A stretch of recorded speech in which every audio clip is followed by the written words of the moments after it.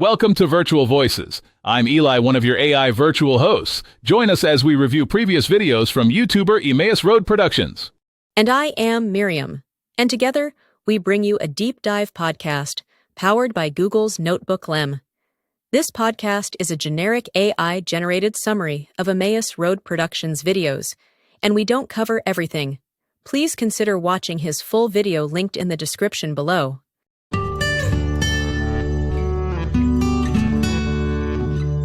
Hey everyone, and welcome to another deep dive with us. It's great to be here. Today we're going deep on simulation theory. Oh yeah. Specifically a video called "Are We Living in a Simulation?" by Emmaus Road Productions. Okay. If you've sent this in, thanks for doing that. And if you haven't seen it, we're going to break down like all the need to know info and insights from it, as well as some other sources that you sent in. Awesome. So I think simulation theory kind of blends philosophy, science, and even theology in some ways. Oh yeah, for sure. So we're going to look at it from the kind of Christian perspective that Emmaus Road Productions offers. Okay. But we'll also use some more secular sources like the built-in article called "What is Simulation Theory?" Right. And some great clips from Star Talk with Neil deGrasse Tyson. Cool. So you probably already know the basics of simulation theory, but let's break it down. Yeah. So the Emmaus Road video starts by kind of acknowledging that belief in simulation theory has really exploded in the last couple of decades. Yeah, that's really gone mainstream. Yeah. So it went from this kind of fringe idea to something that serious thinkers across a bunch of different fields are considering. Yeah, it's pretty wild. Now, the video goes deep into the work of Nick Bostrom, Right. who is the philosopher who really popularized the simulation hypothesis with his 2003 paper. Yeah, so his argument is basically, if future civilizations have the technology to run these super detailed simulations of their ancestors, then it's actually more likely that we are in one of those simulations than not. Whoa. Yeah, it's mind-blowing. So it's like if a civilization millions of years ahead of us can create like countless simulations. Yeah. Statistically, we're probably in one of them rather than being the original folks. Right, it's like a probability thing. Yeah. And the Emmaus Road video also talks about this idea of anthropic bias. Oh, yeah. Which Bostrom brings up in his work. It's this feeling that, like, things are just too perfect. Like, almost like something's up, you know? Like, it's the idea that the conditions on our planet just seem so perfectly suited for life. Right. It's like it can't just be random chance. Yeah, it's like we won the cosmic lottery or something. Exactly. Now, the video uses some pop culture references to kind of illustrate different interpretations of the simulation theory. Right. Like Free Guy and The Matrix. Yeah, I love those movies. Remember in Free Guy, when Ryan Reynolds' character starts to realize he's just an NPC in a video game? Oh, It's like this hilarious example of how our whole perception of reality could be completely flipped on its head. Totally. It makes you question everything. Right. And those kinds of scenarios make this abstract idea of simulation theory a little bit more relatable. For sure. You know, it makes you think about like the nature of reality and what are the motivations behind a potential simulation. What if like our actions are all part of some giant cosmic experiment? Right. Okay, so now to understand the broader non-Christian view, Yeah. the built-in article is a great resource. Okay. So you already know the basics from your readings, but let's dive into some more of the like interesting detail. Okay. Sounds good. One thing that is particularly mind-bending is this concept of nested simulations, Oh, yeah. which Bostrom also talks about. Yeah. So like imagine simulations within simulations, Right. like layers upon layers of reality. It's like simulations all the way down. Yeah, whoa, that's trippy. Yeah, it is. What if we eventually develop the technology to create our own super convincing simulations? Right. Would we then be responsible for the well-being of those beings? That's a big question. Yeah. What kind of ethical considerations would come into play? Totally. It's almost like stepping into the role of creators ourselves with all the responsibilities that come with that. Right. And it makes you wonder if there are beings above us Yeah. in this hypothetical simulation hierarchy grappling with those same questions right now. It's a mind-blowing thought. Okay. So moving from the theoretical to some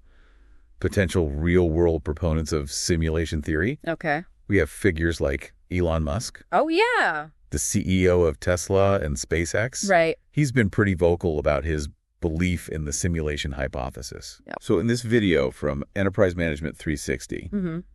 Musk argues that given the rapid pace of technological advancements, Yeah. the chances of us living in a simulation are actually pretty high. That makes sense. Yeah, his reasoning is based on like the relatively short lifespan of human civilization compared to like the vastness of the universe's age. Yeah, I never thought about it like that. Yeah, if you look at how far technology has come in just a few decades, Right. imagine what a civilization thousands or even millions of years ahead of us could achieve. It's crazy to think about. Right, and it brings us back to Bostrom's argument about the immense computing power Yeah. that a super advanced civilization could have. Mm-hmm. They could theoretically create countless ancestor simulations, Right. each with its own unique set of parameters. Like a multiverse of simulations. And speaking of serious brain power, Yeah. Neil deGrasse Tyson, Oh, yeah. the renowned astrophysicist, Right. actually puts the odds of us living in a simulation at about 50-50 Wow. in a Star Talk video. Yeah, I saw that one. Those are some pretty significant odds. Yeah, 50-50 is like flipping a coin. And what's interesting is that in that same Star Talk conversation, Bostrom delves into like the feasibility of simulating an entire universe. Okay. He argues that a technologically advanced civilization could have such vast computational power that it wouldn't be impossible. Interesting. Of course, this raises all sorts of questions about the limits of computing and the very nature of consciousness. Right, like could a computer program really replicate the feeling of subjective experience? Yeah. Could it capture the essence of what it means to be human? Those are some big questions. Right. And those are some of the biggest questions facing simulation theory. Yeah, And there are definitely arguments against it. sure. The built-in article, for example, highlights the immense challenge of simulating consciousness. Makes sense. It points out that we don't even fully understand our own consciousness, Right. let alone how to replicate it in a computer program. And the article also mentions the possibility of simpler explanations for the phenomena we observe in the universe. Oh, okay. Explanations that don't require us to invoke the idea of a simulation. Right. Like maybe there's a more straightforward answer. Yeah, exactly. Yeah. It's important to remember that we're dealing with a hypothesis here, not a proven fact. For sure. But the fact that these questions are even being asked Yeah. shows how far we've come in our understanding of the universe Right. and how much we still have to learn. It's an exciting time to be alive. So we've explored the secular arguments, Uh-huh. the mind-boggling possibilities, and some potential challenges. Yeah. But now let's shift gears and dive into the spiritual side of things with the Emmaus Road perspective. Okay. I'm interested to hear this. This is where things get really interesting. I bet. Okay, so before we went to commercial break, Yeah. we were talking about how the Bible offers an alternative perspective on the nature of reality. Right. What are some of the key points that the Emmaus Road video makes about this? Well, they argue that the Bible already provides a framework for understanding a reality that extends beyond our physical world, like a spiritual realm. Okay. That might offer a more comprehensive explanation than simulation theory. So they're not saying that a simulation is impossible, Right. but they're suggesting that it doesn't necessarily contradict the Bible's teachings about a creator. Yeah. And a spiritual dimension. Exactly. Okay, that makes sense. But let's flip things back to the secular side for a minute. Okay. One thing I've been wondering about is like the immense computing power needed to simulate a universe, Yeah. especially at the quantum level. Right. Wouldn't there have to be some kind of evidence of this massive computational process? That's a great question, and it's something that scientists and philosophers have been pondering. Right. One idea that's been floated is this concept of procedural generation. Procedural generation. Yeah, think of it like a video game that only loads the details you're currently looking at. So that's procedural generation, and it might be how our simulated world conserves processing power. So it's like if I'm not looking at the moon, Yeah. it doesn't actually exist until I turn my attention toward it. Well, it's necessarily that it doesn't exist, Okay. but rather that it's not being rendered in full detail until it needs to be. Okay. The simulation could be saving computational resources by only focusing on what's relevant to the experience of the simulated beings. Oh, that's actually pretty clever. Yeah. It would explain why we haven't found any obvious signs of the simulations like hardware. Right. It's all being dynamically generated as needed. Exactly. It's almost like the universe is a giant on-demand streaming service. I like that analogy. And this ties into another intriguing aspect of simulation theory. Okay. The idea that the simulators might be able to manipulate the simulation in ways that we can't even comprehend, Oh, wow. Like what? like changing the laws of physics on a whim Okay. or introducing new elements into the simulation. That's wild. It makes you wonder if some of the unexplained phenomena we observe in the universe, Yeah. like dark matter or dark energy, could be evidence of the simulators, like tweaking the code. Interesting. It's like they're running experiments within this simulation, Yeah. seeing how we react to unexpected changes in the environment. Like we're lab rats. And maybe they're just as curious about us as we are about them. It's a cool thought. That's certainly a possibility. And it highlights a key point that the Emmaus Road Productions video makes. Okay. Even if we're in a simulation, we're still bound by the rules of that simulation. Right. So even if we can't escape the simulation, Yeah. understanding its rules could give us a degree of agency within that reality. That makes sense. It's like figuring out the cheat codes to the game of life. Exactly. And that's where the pursuit of knowledge becomes even more important. Yeah. The more we understand about physics, computing, and consciousness, Right. the better equipped we'll be to navigate the complexities of the simulation, whether we can ever break free from it or not. It's about understanding the rules of the game.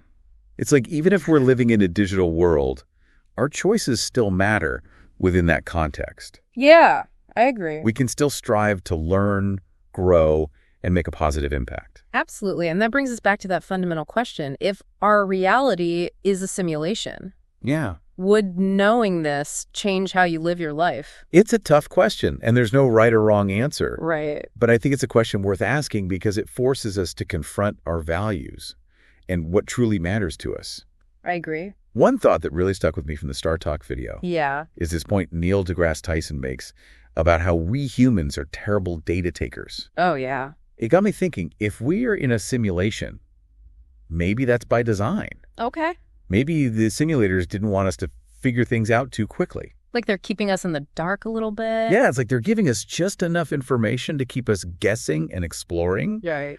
but not enough to break the illusion. It's a tantalizing thought. It's like we're playing a game with higher intelligence, and they're always a few steps ahead. It's like a cosmic game of chess. And it ties into that idea we talked about earlier about how even if we are in a simulation, Yeah. the experiences we have and the choices we make still matter within that context. Right. It's like the simulators are saying, here's a world to explore. Go make something of it. But don't try to peek behind the curtain. Don't spoil the surprise. But what if instead of trying to peek behind the curtain, we try to understand the curtain itself? Oh, interesting. What if we study the fabric of reality, the very rules that govern this simulated world?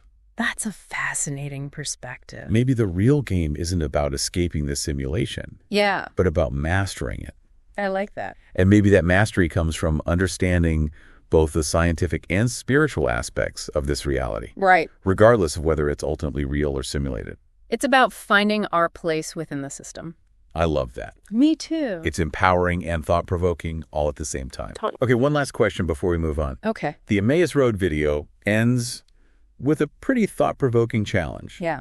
asking viewers to consider whether replacing God with super-intelligent aliens in the biblical narrative actually makes it more believable. Right. What are your thoughts on that? It's a brilliant question because it forces us to confront what we truly believe. Right. Regardless of whether those beliefs can be scientifically proven or disproven, Yeah. it challenges us to consider the source of our beliefs and the reasons why we hold them. It's like saying, okay, let's take away the familiar labels and assumptions and really examine the core ideas. Exactly. It's about going beyond the surface level and exploring the deeper implications of these concepts. Okay, my mind is officially blown. Yeah, mine too. I think we're ready for part 3 of this deep dive, Okay. where we'll explore some final thoughts and takeaways from our exploration of simulation theory. Sounds good. Welcome back, everybody. Good to be back. We've journeyed through like all these twisting pathways of simulation theory, Yeah. exploring both the scientific Yeah. and spiritual perspectives. It's been quite a journey. We've pondered the possibilities, the evidence, and the implications of living in this simulated reality. Oh, yeah, for sure. Now let's take a step back and see what we can glean from this whole deep dive. Okay. What are some of the key takeaways, you think, that our listeners should be pondering? Well, one thing that really stands out to me is how simulation theory, while it's rooted in science fiction, right, Yeah. it sparked such genuine philosophical and even spiritual inquiry. Right. It speaks to our innate desire to understand our place in the universe, even if that means like questioning the very nature of reality itself. I was like, this idea has tapped into something really deep within us. Yeah. A yearning to like make sense of the world and our place in it. Totally. And it reminds us that there's still so much we don't know about the universe, and that the pursuit of knowledge and understanding is a journey without like a final destination. Yeah, we're constantly evolving, learning, expanding our awareness. Exactly. And I think that's what makes simulation theory so compelling. Right. It encourages us to keep asking questions, to keep exploring, and to keep an open mind to new possibilities. And the Emmaus Road Productions video, with its unique Christian perspective, really adds another layer to this exploration. It does. They challenge us to consider whether the idea of a simulated reality actually changes anything. Yeah. In terms of our faith or our search for meaning. Right. Like, does it really matter in the grand scheme of things? They make a strong argument that even if our universe is a simulation, it still points towards a creator. Right. It's like saying, okay, maybe we're not the original creation, but that doesn't negate the idea of a creative force behind it all. So what's the takeaway for our listener? What should they be thinking about as they leave this deep dive? I think the most important thing is to stay curious. Keep exploring the world around you.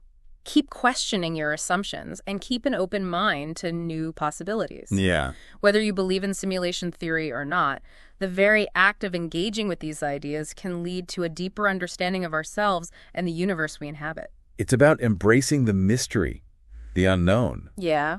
And the possibility that there's always more to discover. For sure. And maybe, just maybe, in that process of discovery, we'll stumble upon some profound truths that transcend the limitations of any simulation. It's an exciting thought. If you're looking for further exploration of the spiritual implications of simulation theory, I highly recommend checking out the Emmaus Road Productions YouTube channel. Yeah, they have some great content. They offer a unique perspective that's sure to spark some thought-provoking conversations. Definitely. Thanks for joining us on this deep dive into simulation theory. It's been a pleasure. We hope you've enjoyed exploring the Matrix with us. I have. Until next time, keep questioning. Keep learning. And keep searching for the truth. Whatever that truth may be. See you next time. Thank you for watching, and feel free to subscribe or take a look at some of these other videos. And always remember Matthew 6:33, but seek first the kingdom of God and his righteousness, and all these things will be added unto you. Until next time, have a great day.